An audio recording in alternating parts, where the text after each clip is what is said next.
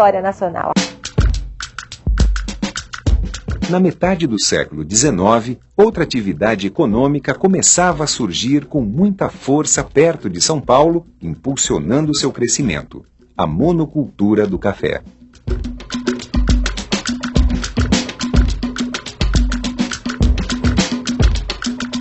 São Paulo vai ter seu cotidiano bem modificado com o crescimento da economia cafeeira, né? São Paulo vai enriquecer, as fazendas vão prosperar no Vale do Paraíba, depois vão se expandir para o Oeste Paulista, e os fazendeiros, a partir das últimas 2 décadas do século XIX, vão começar a construir as suas casas e trazer as suas famílias para a cidade de São Paulo, né?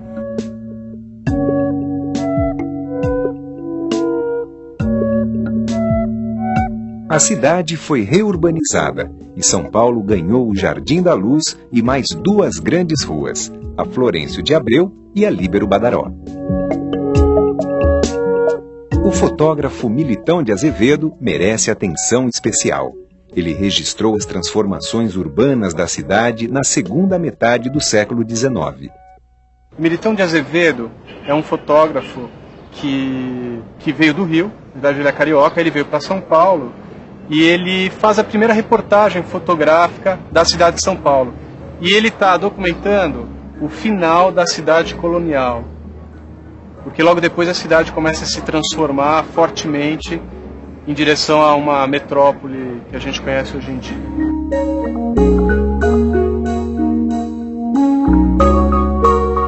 Sua principal obra editada é o álbum comparativo da cidade de São Paulo.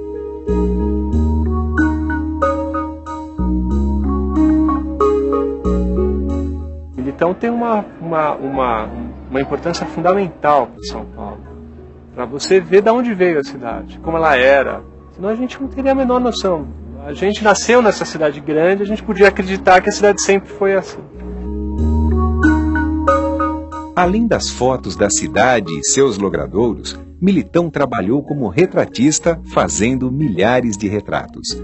Esses trabalhos foram revolucionários ao tratar com igualdade nobres e servos, colocando-os frente ao mesmo fundo e vestidos com as mesmas roupas, sem os preconceitos tão comuns àquela época.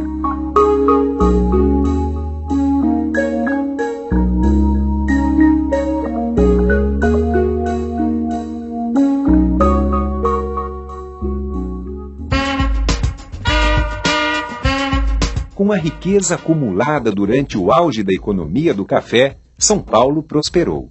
Foram implementadas linhas de bondes, iluminação a gás, uma estrada ligando o Porto de Santos à cidade e até um pequeno parque industrial. Mas algo já não se encaixava nos padrões capitalistas que estavam surgindo: o trabalho escravo. O Brasil é um dos últimos países que permanecem com uma mão de obra escrava, e permanece até 1888, recebendo inúmeras pressões de vários países do mundo que pressionam para a libertação dos escravos, não só do ponto de vista de direitos, de humanidade, mas principalmente em função de uma economia capitalista que se alimenta com a presença fundamentalmente de um trabalhador livre. São Paulo vai viver esse grande dilema. Como fazer a passagem dessa transição, dessa mão de obra escrava para uma mão de obra livre?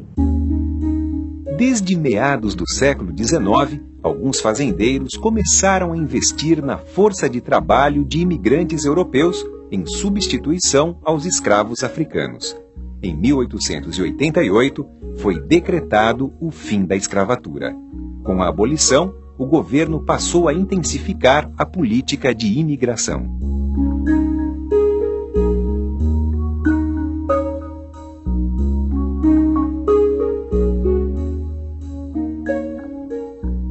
Dentro da Europa existia uma série de problemas em relação ao trabalhador, que ele estava passando por uma série de crises, de desemprego, fome no campo, principalmente na Itália, né, com o processo de reunificação. E a Itália vai ser potencialmente um dos países em que essa mão de obra vai se deslocar por necessidade, né, vai ser oferecida essa oportunidade deles virem para a América, enquanto a América sonho, né, de mudança de vida, de enriquecimento, né, e eles vão eles vão vir para o Brasil com essa esperança.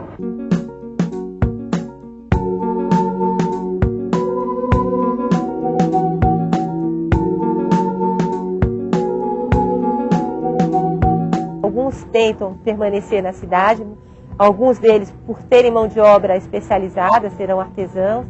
Alguns imigrantes já chegam aqui com capitais e vão ser também os pioneiros em algumas indústrias, principalmente indústrias alimentícias, em São Paulo, né, que é a história, por exemplo, da família Matarazzo, que vão enlatar as banhas, né, e vão vender as banhas, né, e que vão prosperar. E a cidade, com essa presença desses imigrantes, vai mudar. Os bairros que vão abrigar essas populações de imigrantes também crescem, como é o caso do Bom Retiro, né, do Bexiga, que vai para o Bexiga até hoje.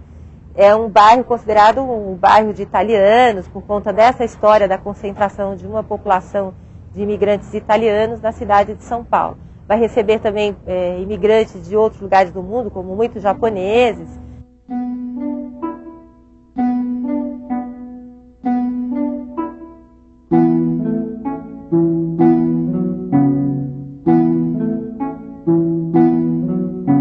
A gente está aqui na Liberdade, e a Liberdade é o bairro japonês de São Paulo, e é a maior colônia japonesa fora do Japão, a maior colônia no mundo.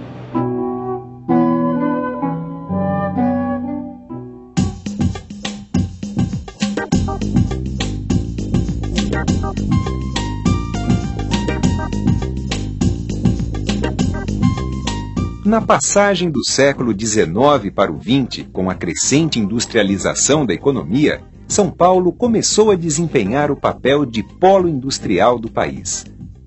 Os imigrantes italianos assumiram a liderança da forte e politizada classe trabalhadora paulista. Se fala muito, alguns historiadores registram uma preocupação da própria cidade, que vai considerar que a cidade passa a ser ruidosa, né? Passa a ter uma agitação diferenciada, né, da calma, né, de que vivia antes. Deste período, herdamos importantes espaços, construções e serviços para a cidade. O Teatro Municipal, o Museu Paulista, o Viaduto do Chá, a Estação da Luz, os primeiros automóveis, as praças, viadutos, o telefone e a imprensa. Nos anos 20, São Paulo difunde as ideias modernistas para todo o país através da Semana de Arte Moderna de 1922. É o modernismo que vai contestar o que é ser brasileiro, o que significa a cultura brasileira, rompendo a referência de ser unicamente um padrão ocidental europeu, para ir buscar uma identidade brasileira, né, na mestiçagem, na sua composição de diversidade, e não numa valorização extremada da cultura ocidental europeia.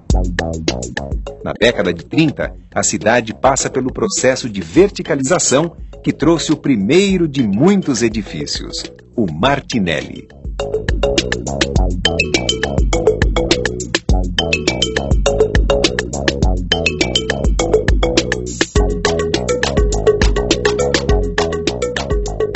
São Paulo e Minas Gerais vão revezar, né, no controle da política nacional, nesse período, né, denominado como sendo a República Velha, né. São Paulo tem o seu poderio econômico do café, enquanto Minas Gerais tem a grande produção de gado, com a produção de leite. E é exatamente nesse período que ele consegue estabelecer uma série de políticas que vão favorecer a economia cafeeira. O grande símbolo urbano e arquitetônico de todo esse período foi a Avenida Paulista, aberta em 1891.